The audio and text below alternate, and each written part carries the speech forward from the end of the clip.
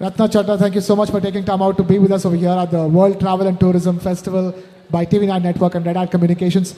I want to begin by asking about the all-important cruise tourism industry, which went through a lot during the pandemic and has recovered so much and doing so much well. But tell us, as far as Indians are concerned, how have you seen the trends pan out for cruise tourism? So Indians are, firstly, thank you for having me here. And having been in the industry, in the hospitality and tourism industry for some 47 years, that's more than half my lifetime, with 32 years in the cruise business. My personal perception is that Indians are no less than anybody else in the world. We are on a global platform. We are international and very discerning travelers. We have the disposable and the discernible incomes now, as we are now trajectorying to the third largest economy. Hopefully we'll get there sooner than later. And people want newer experiences, especially post-pandemic, where they wish to travel with their family, friends, and spend quality time. Today, the only perishable, if I may say, is time. And one needs to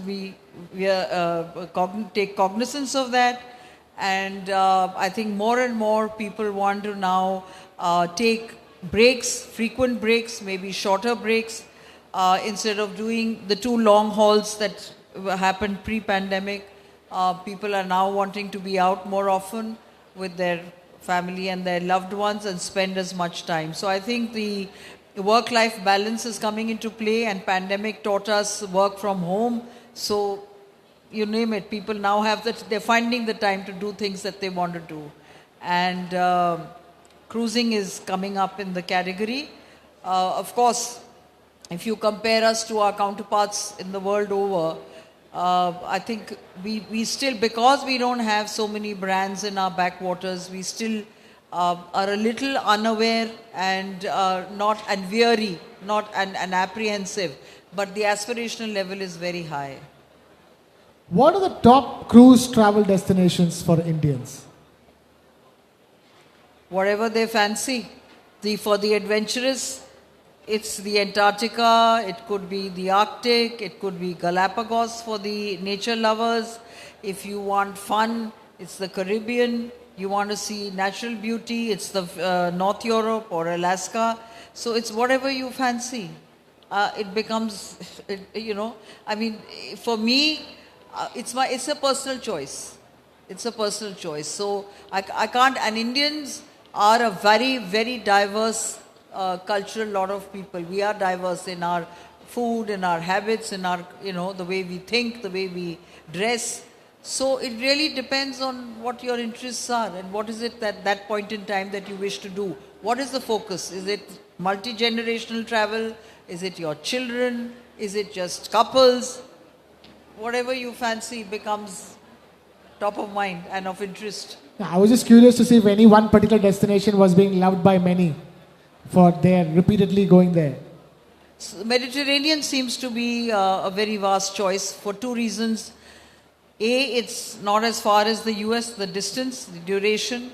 And B, visas are getting easier. You see, Indians, unfortunately, travel is cumbersome from our country. And it's not like just get up one night and say, that this is where I want to go. You've got to get a visa for that country. So you may have a valid US visa, but you may not have a visa for Alaska. Which needs a Canadian, you may not have a Canadian visa, which Alaska needs. So how do you get up and go? So Mediterranean is an easy choice because there's a 1 visa regime. I'm asking because this travel talk is also about destination diversification. So in that sense, it has become more diversified simply because people are willing to explore newer and newer destinations and not just the traditional ones, isn't it? Anything that's new and exotic, I think, is now top of line. And also, the company that I represent, which is Royal Caribbean Cruises and its 4 brands, we own islands. We have converted those islands into holiday vacation destinations with the entire gamut of perks. You don't get any of that on land. So people want to include those itineraries in where the private islands are included. That's number one. Number two, exotic destinations that are difficult to do on your own, where it's difficult for you to travel, they want to do on the cruise because we handhold everyone and do the entire experience. Whatever it is, it needs to be seamless, it needs to be experiential, and of course it needs to be value for money.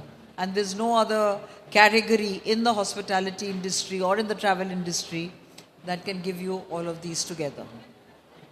Also, the way people are approaching travel is the reason why newer and newer destinations are finding acceptance, isn't it? Because once upon a time, it was all about going to that famous restaurant in France or the particular monument in Italy.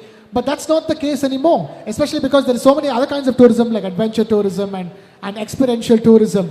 That is, what would be your advice to travelers who are looking to diversify where they usually travel?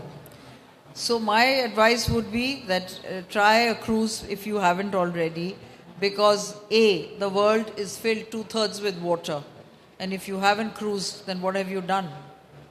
Number one. Number two, we own mobile assets. Okay, our ships can ply anywhere. It's in the Mediterranean today. We find that North Europe is picking up. We can move our ships there. Of course, they have to be accessible to that destination. So we have the ability to bring newer destinations to you. You don't have to go to the destinations. That's the advantage of being on a cruise. And it's not just today. Cruising is basically an asset, or it's an experience where the destination comes to you. You are only traveling on that same equipment, on the same vessel, on the same ship, and the destination comes to you every morning. What better than that? You don't even need to pack and unpack. You're there. So Logistically, the best option possible. logistically, experientially, economically, and let's say hassle-free. Hassle-free is what everybody wants, and cruise offers you that. And that is the reason why you say, if you haven't cruised, what have you done with life? Ratna Chadda, thank you so much for taking time out to be with us over here at the World Travel and Tourism Festival. Ladies and gentlemen, huge round of applause for Ratna Chadda. Thank you so much. Thank you.